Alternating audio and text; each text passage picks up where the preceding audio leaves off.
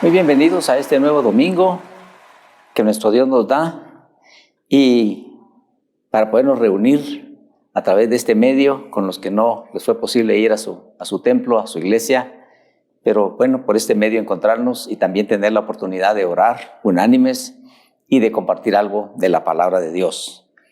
Muchas gracias por su fidelidad, tanto ustedes que están ahí, que nos localizan por tiempo real, así como aquellos que nos visitan después en la página para disfrutar de la palabra del Señor que Él nos permite conocer y aplicar a nuestra vida.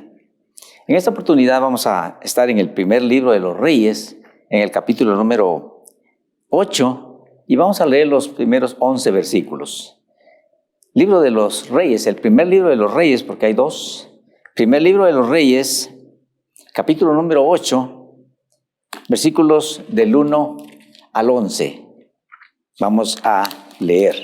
Y nuestro tema para hoy se llama Presencia, Provisión y Promesa. Presencia, provisión y promesa.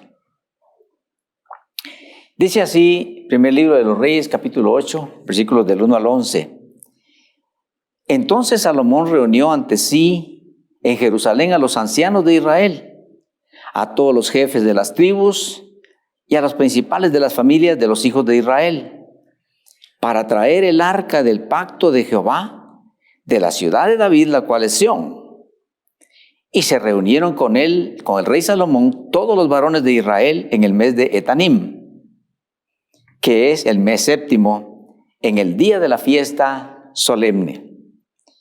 Y vinieron todos los ancianos de Israel y los sacerdotes, tomaron el arca, y llevaron el arca de Jehová y el tabernáculo de reunión y todos los utensilios sagrados que estaban en el tabernáculo, los cuales llevaban los sacerdotes y levitas. Y el rey Salomón y toda la congregación de Israel que se había reunido con él, estaban con él delante del arca, sacrificando ovejas y bueyes que por la multitud no se podía contar ni numerar. Versículo número 6, y los sacerdotes metieron el arca del pacto de Jehová en su lugar, en el santuario de la casa, en el lugar santísimo, debajo de las alas de los querubines. Porque los querubines tenían extendidas las alas sobre el lugar del arca, y así cubrían los querubines el arca y sus varas por encima. Y sacaron las varas de madera de sus extremos que dejaban ver desde el lugar santo, que estaba delante del lugar santísimo, pero no se dejaban ver desde más afuera. Y así quedaron hasta hoy. En el arca ninguna cosa había, sino las 2 tablas de piedra que allí había puesto Moisés en Horeb, donde Jehová hizo pacto con los hijos de Israel cuando salieron de la tierra de Egipto. Y cuando los sacerdotes salieron del santuario, la nube llenó la casa de Jehová, y los sacerdotes no pudieron permanecer para ministrar por causa de la nube, porque la gloria de Jehová había llenado la casa de Jehová. Muy bien. Bueno, vamos a orar y luego vamos a meditar un poco este pasaje tan hermoso y que es tan aplicable a nuestra vida, gracias al Señor que nos permite la revelación para que veamos cuánta importancia tiene, a pesar de que era para el pueblo de Israel en aquel tiempo, cuánta importancia tiene para nosotros hoy, particularmente esa arca y lo que significaba. No es el arca de Noé, es el arca del pacto, era un cofre sagrado de cierta medida que lo podían ir cargando cuando, por ejemplo, Israel iba a la batalla o cuando Israel, por ejemplo, atravesó el río Jordán y el arca iba adelante, como el símbolo de la presencia divina guiando a su pueblo. Y fue ahí cuando el río Jordán se detuvo y ellos pasaron en seco. Y fue cuando ahí el mar se abrió y ellos pasaron en seco. En fin, y cuando iban ellos cargando el arca, rodeando Jericó, ya que habían entrado a Canaán y los muros se cayeron, porque el arca simbolizaba la presencia de Dios con su pueblo. Vamos a orar entonces y vamos a encomendar al Señor nuestros corazones para que podamos meditar y disfrutar este texto de la palabra de Dios. Padre bueno y santo, Muchísimas gracias te damos por una nueva fecha en la que podemos estar unánimes con quienes se conectan, Señor, con quienes buscan esta página y encuentran aquí una meditación seria de tu divina palabra. Yo sé que no es perfecta la meditación porque yo soy humano, soy imperfecto. Y sé también que no es profunda con toda la profundidad que tiene, pero te doy gracias porque sí podemos entender algo y sí podemos aplicar algo a nuestra vida hoy. Muchísimas gracias por ese testimonio y te ruego la guianza de tu Santo Espíritu para que seamos todos bendecidos para la gloria de tu nombre. Perdona nuestros pecados, por favor. Limpia nuestro corazón, te ruego, en el nombre de Jesús, nuestro Señor. Amén. Bueno, nos vamos a centrar en el arca. Y vamos primero a meditar acerca de la historia del arca y luego el contenido del arca, después un lugar para el arca y después el significado del arca. Espero que nos dé tiempo con todo esto. Bueno, desde que el pueblo de Israel andaba peregrinando por el desierto, Dios había instruido a Moisés que elaboraran un cofre sagrado. Le dio las medidas del cofre sagrado y le dijo los materiales de los cuales debería ser construido. Madera de acacia, una madera que posiblemente ya no la conocemos, era muy especial, muy fina, y tenía que ser esa caja, ese cofre sagrado forrado por dentro y por fuera con oro finísimo, con oro puro y finísimo. Y ese cofre se llamaría el arca del pacto o también el arca del testimonio. Eso está en Éxodo capítulo 25, versículos 10 y 11. Si quiere lo leemos para que vayamos comprobando que sí es de la palabra de Dios. Éxodo 25, versículos 10 y 11 dice de la siguiente manera. Dice, Jehová habló a Moisés diciendo, di a los hijos de Israel que tomen para mí una ofrenda. Perdón, es el versículo 10 y 11, estaba leyendo el 1 y el 2. 10 y 11, dice, harán también un arca de madera de acacia, cuya longitud será de 2 codos y medio, su anchura de codo y medio, y su altura de codo y medio. Y la cubrirás de oro puro por dentro y por fuera, y harás sobre ella una cornisa de oro alrededor.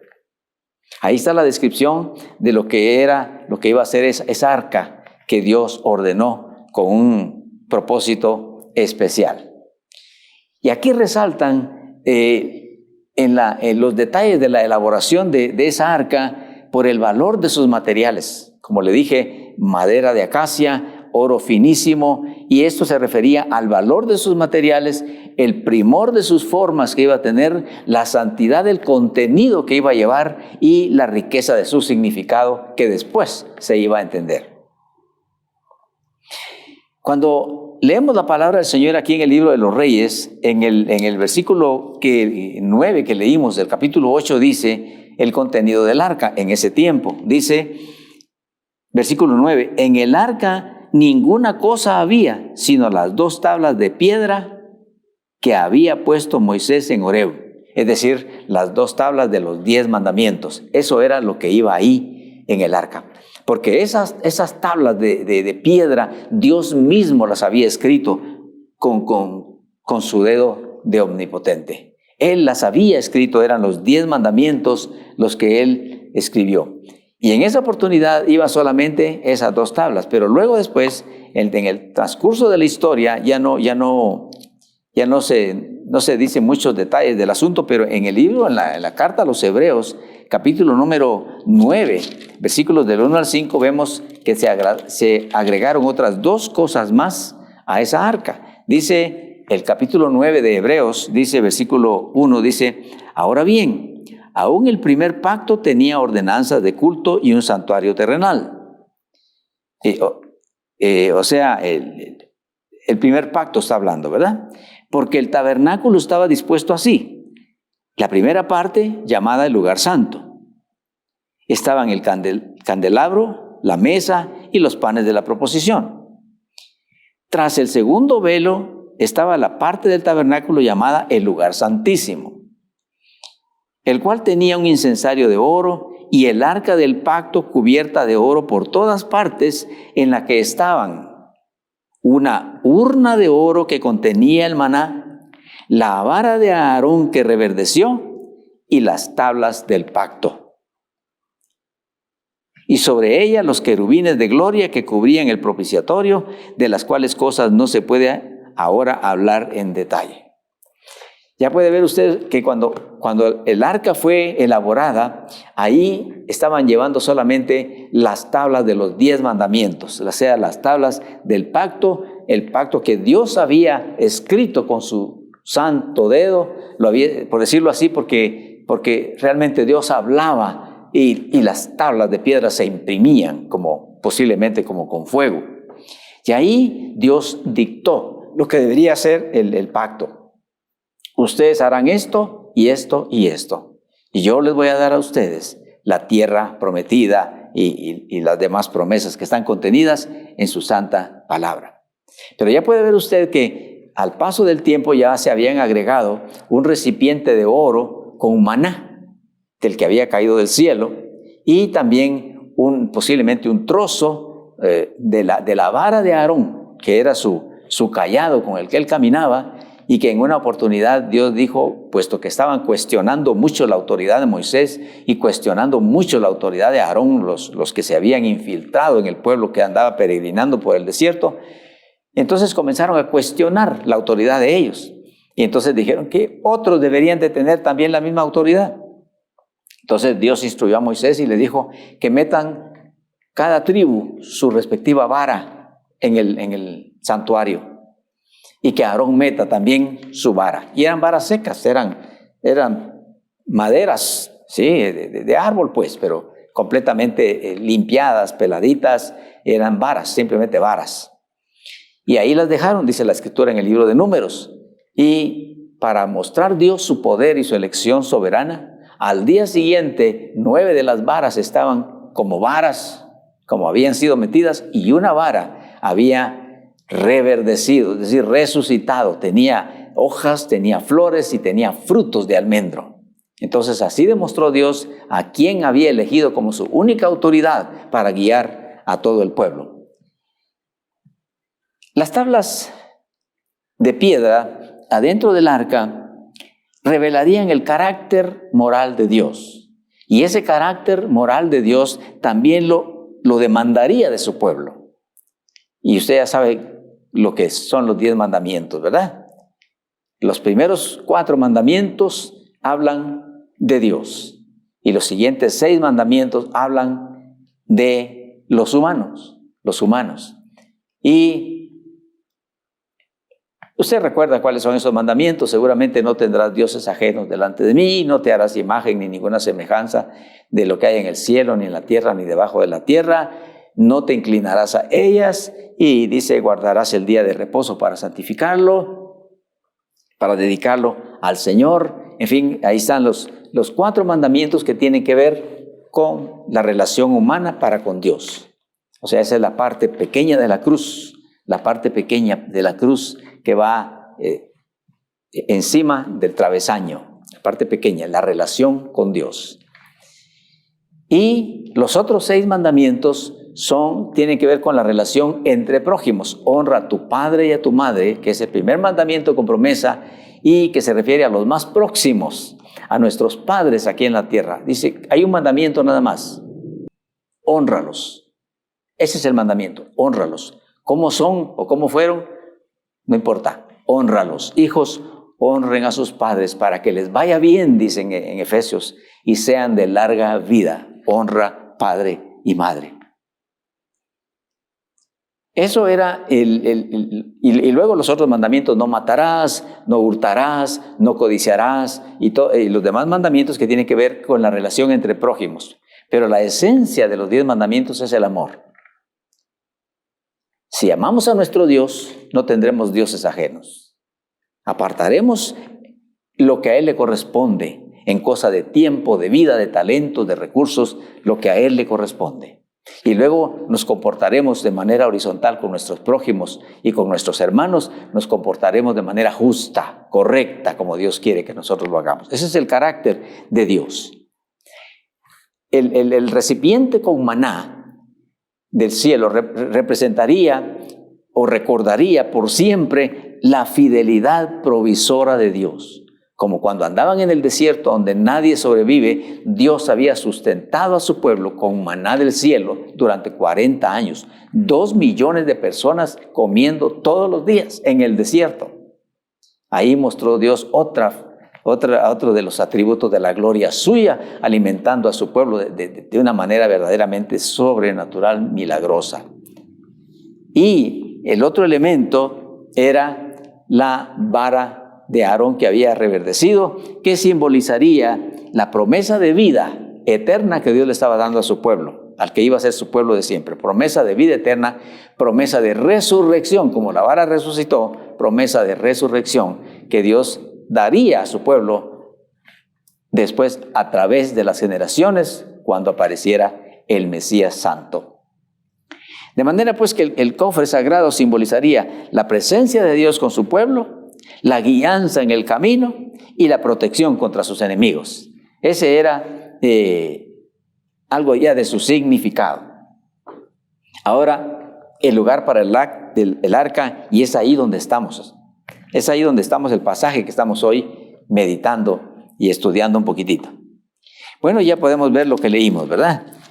Lo que no leímos, que es el contexto, dice que el rey David tuvo en su corazón el deseo intenso de construir un templo para el arca de Dios, como quien dice, para la presencia de Dios, para el símbolo de la santísima presencia de Dios. Él tuvo en su corazón construir un templo primoroso, pero Dios le dijo que no, que él, como había sido guerrero y había participado en muchas batallas y había derramado mucha sangre, a pesar de que su corazón era justo y de que él era obediente para con Dios y que era un hombre conforme al corazón de Dios, sin embargo, por todo lo que había tenido que participar en cosas de guerras, no lo iba a construir él, sino su hijo, Salomón. Él iba a construir ese templo. Y ahí en ese templo iba a estar el arca.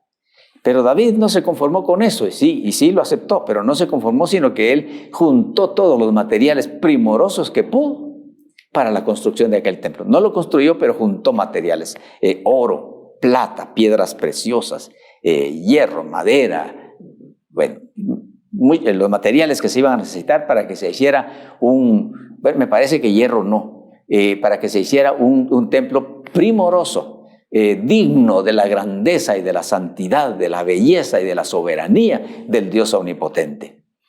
Así que cuando ya, después de 400 años, en que el tabernáculo estaba ahí y ahí estaba el arca, después de 400 años aproximadamente, entonces David dice, no es justo que yo viva en un palacio con mármoles y elegancia y el arca de Dios ahí en ese tabernáculo ya tan raído, tan deteriorado. No puede ser, hay que hacer algo digno del Señor.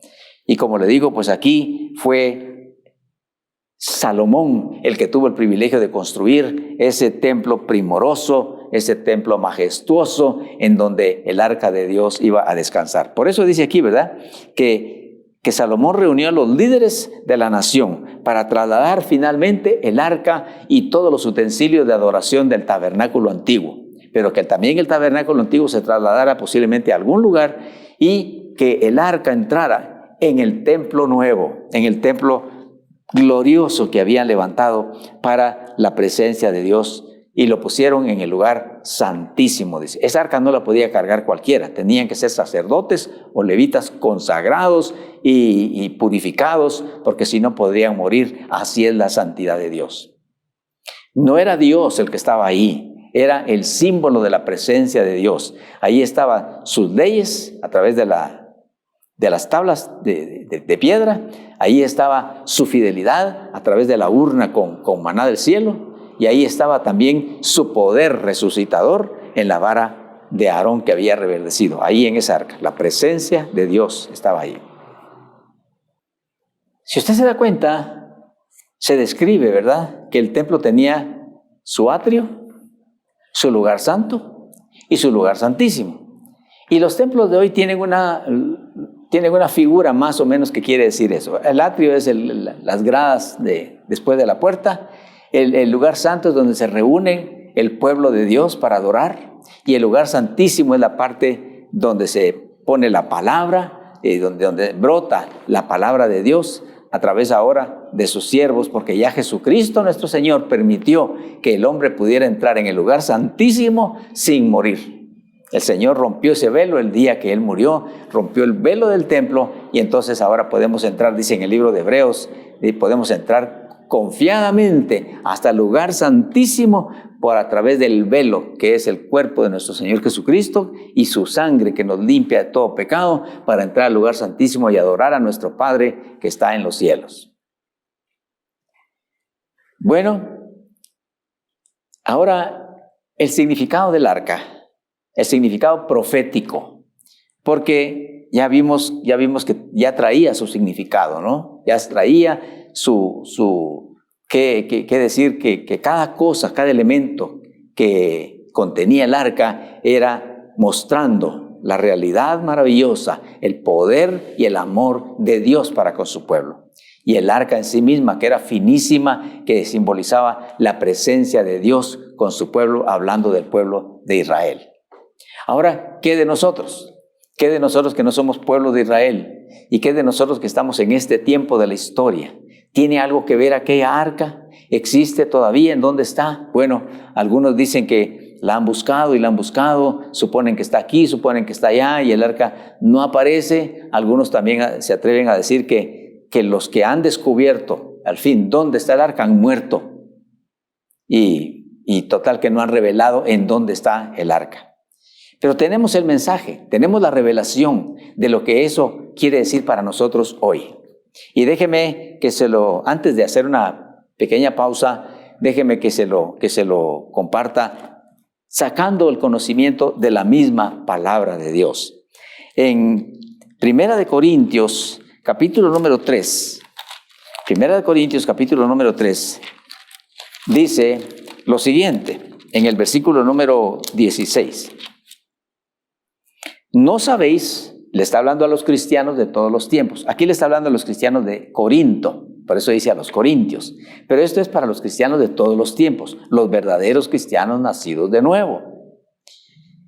Por eso tenemos nosotros esta palabra ahora, ¿verdad? Estos serían como las tablas de piedra que Dios instruyó, que Dios dictó, que son las reglas morales y espirituales para nuestra vida hoy.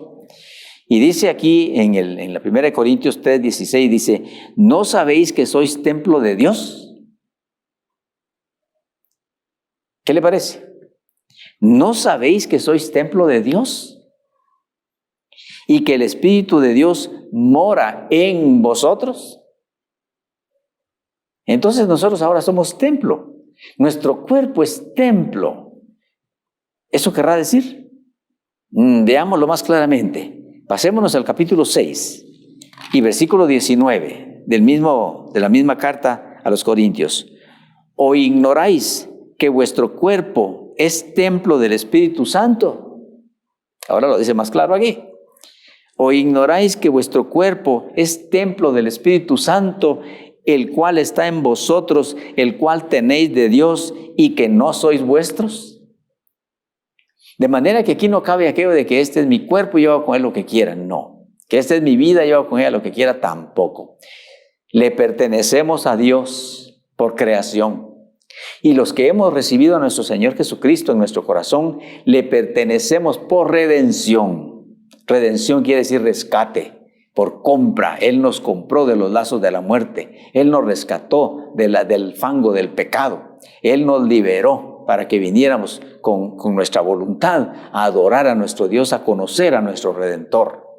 Y ahora nosotros, en nuestro cuerpo de carne, nos dice y nos revela el Espíritu de Dios que este cuerpo es templo del Espíritu Santo.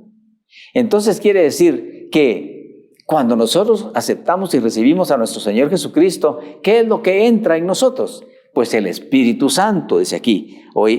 ¿No sabéis dice, ¿o ignoráis que vuestro cuerpo es templo del Espíritu Santo, el cual está en vosotros? Cuando nosotros recibimos al Señor Jesucristo, quien viene es el Espíritu Santo adentro de nosotros y empieza a operar cambios en nuestra vida y a producir frutos nuevos, como dice Gálatas 5. Entonces es el Espíritu Santo el que está aquí. Y aquella arca simbolizaba que pasados los siglos, en el tiempo profético, aquella arca que representa a Jesucristo, que representaría a Jesucristo nuestro Señor. ¿Por qué? Bueno, las tablas eran la palabra de Dios, la ley de Dios. Y nuestro Señor Jesucristo es el verbo de Dios, o sea, la palabra de Dios. Eso representa, las tablas representaban a nuestro Señor Jesucristo. ¿Qué representa la urna con maná? Bueno, el maná se le llamó después el pan que descendió del cielo. Y nuestro Señor Jesucristo, estando en la tierra, dijo: yo soy el pan de vida, y el que me come no tendrá hambre ya más. Yo soy el pan de vida. O sea que la urna profetizaba y prefiguraba a nuestro Señor Jesucristo. Las tablas también, la urna también, y la vara que reverdeció, ¿qué? Pues también, porque nuestro Señor Jesucristo dijo: yo soy la resurrección y la vida. Y el que cree en mí, aunque esté muerto, vivirá. Entonces los elementos del arca prefiguraban a nuestro Señor Jesucristo. Nosotros íbamos a ser el arca en donde la presencia de Dios está. Y la presencia de Dios se manifiesta a través de nuestro Señor Jesucristo. Su palabra, su fidelidad provisora y su poder resucitador está en nosotros, en los cristianos que hemos nacido de nuevo. De manera que el arca de aquel tiempo prefiguraba de que simbólicamente ya estaba diciendo que un día la misma presencia de Dios estaría adentro de su templo, de nuestro corazón, y que su fidelidad provisora estaría siempre con nosotros, y la promesa de la vida eterna que simbolizaba la vara de Aarón que resucitó, la promesa de vida eterna estaría vigente para todo su pueblo. Mire usted qué maravilla, un solo hilo de pensamiento en la Sagrada Escritura. En el Antiguo Testamento, la sombra de lo que iba a ser, lo físico que aquellos miraban, el pueblo de Israel lo miraba, ese era el arca. No la podía ver, pero sabían que ahí estaba.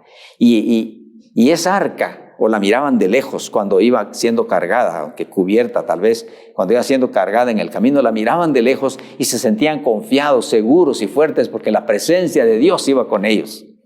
Y ahí iban también sus leyes, y ahí iba también su promesa de fidelidad, y ahí iba también su promesa de vida eterna en las futuras generaciones cuando el Mesías de Dios apareciera. Mire qué hilo más precioso, hilo de pensamiento de nuestro gran Dios. Pero aquello profetizaba pues a Jesucristo nuestro Señor, como le dije, como la palabra viva de Dios, como el pan de vida que es Jesucristo, y como la resurrección y la vida que es también nuestro Señor Jesucristo. Ahora nosotros somos templo y Cristo en nosotros la esperanza de gloria. Nos vamos a detener por un momento y después regresamos para una muy breve reflexión más, basados ahora en Jeremías. Vamos a preparar en Jeremías, capítulo número 31. De ahí vamos a sacar el último versículo y ahí concluimos nuestra meditación de hoy.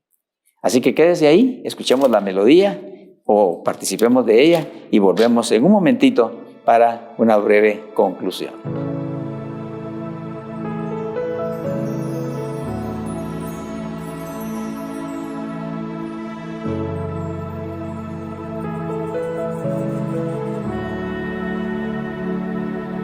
Dios de pactos, que guardas tus promesas, que cumples tu palabra, que guías mi destino. Dios de pactos, confío en tus promesas, descanso en tu palabra, por tu gracia estoy aquí.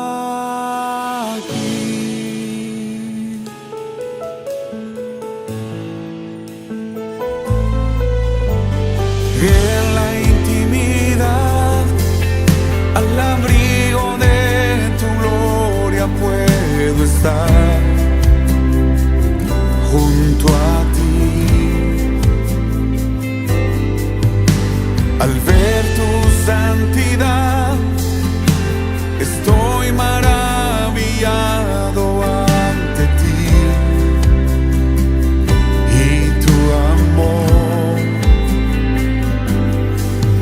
Nunca más seré igual al salir de este santísimo lugar. Dios de pactos, que guardas tus promesas, que cumples tu palabra, que guías mi destino. Dios de pactos, confío en tus promesas, descanso en tu palabra, por tu gracia estoy aquí.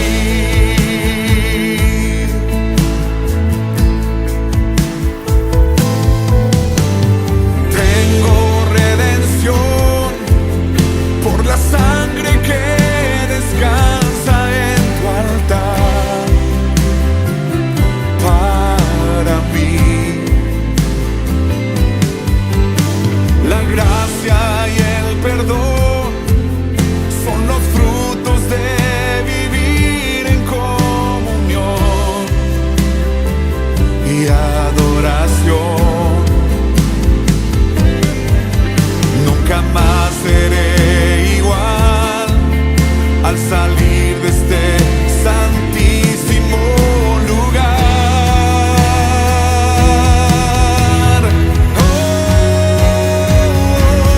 Dios de pactos, que guardas tus promesas, que cumples tu palabra, que guías mi destino.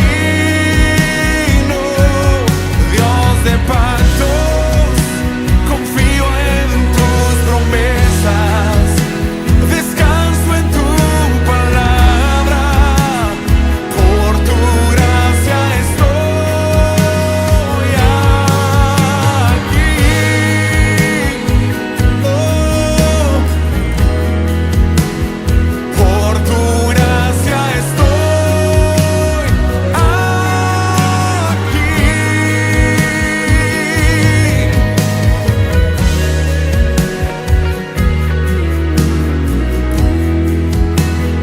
Por tu gracia estoy aquí. Es por tu gracia que estoy aquí. Estoy aquí por tu gracia.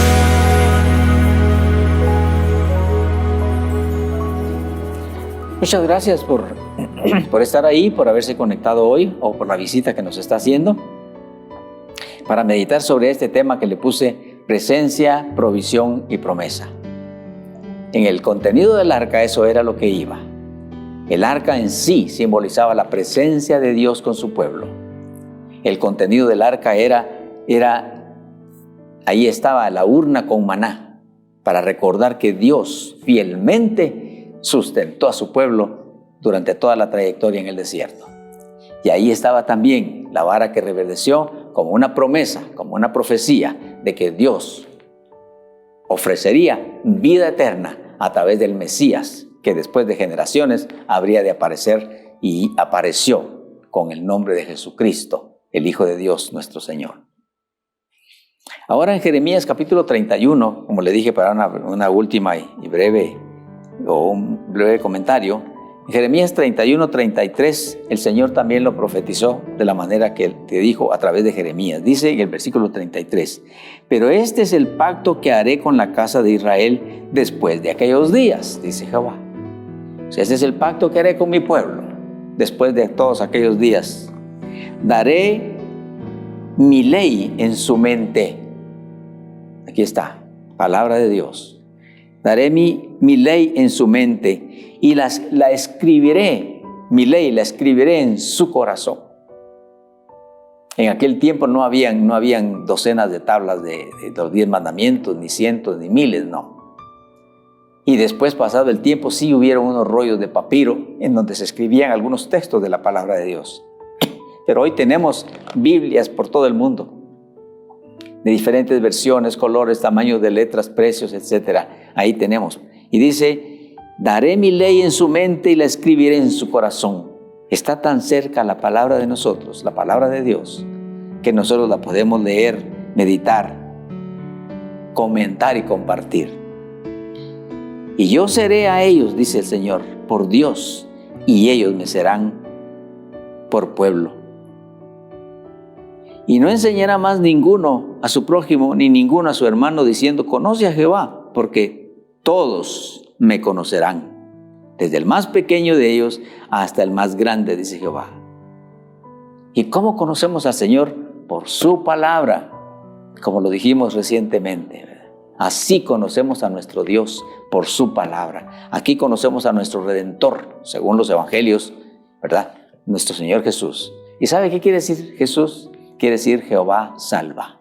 O sea, es el mismo Dios que se hizo hombre y que vino a esta tierra a iluminar a la creación oscurecida y engañada, y vino también a pagar nuestro rescate para vida eterna. Y dice, porque perdonaré la maldad de ellos y no me acordaré más de su pecado. De manera que a través de este pasaje que hemos leído, Dios nos comparte la profecía, el símbolo de su profecía. Desde aquellos tiempos antiguos, cuando Dios le ordenaba a su pueblo que hiciera tal y tal cosa, el pueblo no lo entendía, no había revelación, pero lo hacía, lo obedecía. Ahora nosotros tenemos la revelación completa, cuando entendemos qué quería decir aquello, cuando le dijo a su pueblo, por ejemplo, que inmolaran un corderito en cada Pascua. Ellos lo hacían y no entendían por qué tenía que morir un corderito en cada Pascua. Y es que Dios anunciaba continuamente al Cordero de Dios que vendría a este mundo para salvarnos en la cruz, a los que así lo deseamos, a los que así lo suplicamos. Toda cosa que el Señor instruyó en la antigüedad, toda cosa fue revelada en el Nuevo Testamento para que nosotros la entendamos. Así que es más fácil salvarse que perderse. Pero hay mucha gente que no le interesa, no lo quiere. Quiere verlo, quiere lo que ve. Quiere lo que ve, quiere el placer, quiere la diversión, quiere la felicidad, dicen ellos, aquí en esta tierra hay que disfrutar, y no les interesa lo que Dios dice, que los planes de Dios son mucho más grandes porque son eternos y para nosotros. Pero dichoso usted, dichosa usted, que está ahí por conectarse o por visitar, que ahora ha escuchado un tema más de la palabra de Dios que nos habla del amor de Dios, de la fidelidad de Dios y de las promesas de Dios que se están cumpliendo y que se van a terminar de cumplir. Que el Señor le bendiga y esperamos que nos volveremos a ver en la próxima conexión. Padre nuestro, gracias por tu palabra. Oh amor de Dios, oh paciencia de Dios, oh clemencia de Dios. Bien hacían aquellos cuando cantaban, porque nuestro Dios es bueno, porque para siempre es su misericordia. Bendito sea Señor, así es, tú eres bueno y para siempre tu misericordia. Muchas gracias por tu palabra. Oh Señor, que muchos la reciban, que muchos la crean, que muchos la acepten, que muchos, bendito Señor, vengan a ti por estas meditaciones a darse cuenta que en Jesucristo tenemos nosotros tus promesas, Señor, tu fidelidad provisora, tu palabra regeneradora y la salvación eterna. Te doy las gracias por el privilegio que me das de compartirlo y que sea tu Santo Espíritu el que perfeccione cada palabra en los corazones. Para gloria tuya, Padre, en el nombre de Jesucristo, nuestro Señor y nuestro Salvador. Amén. Muchas gracias por haberse conectado, por estar ahí fielmente, y si el Señor nos permite la vida, pues nos veremos otra vez con un nuevo tema para nuestra bendición. Hasta la próxima.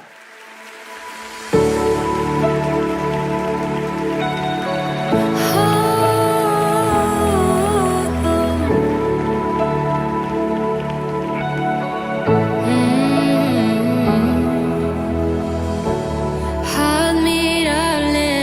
Dios majestuoso, inigualable eres, Rey poderoso, indescriptible eres, fiel, bondadoso. Me asombra tu amor por mí. Vengo a adorarte a ti. Vengo a adorarte a ti, vengo a adorarte a ti, vengo a adorarte a ti. Asombroso, milagroso Señor, tú eres digno de toda la adoración. Cuán hermoso, no tienes comparación. Te damos gloria a ti.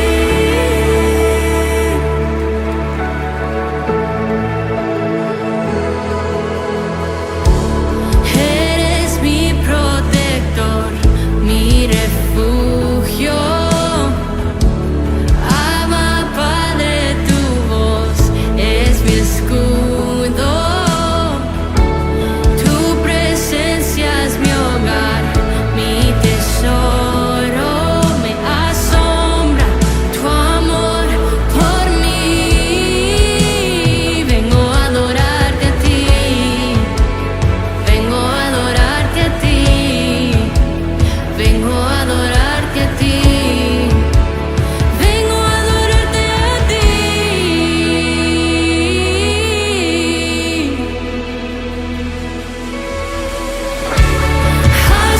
Asombroso, milagroso Señor, tú eres digno de toda la adoración.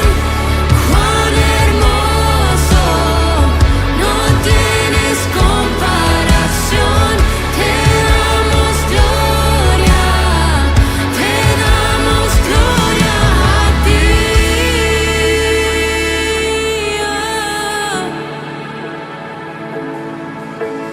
Hoy se escucha en el cielo el sonido de tu pueblo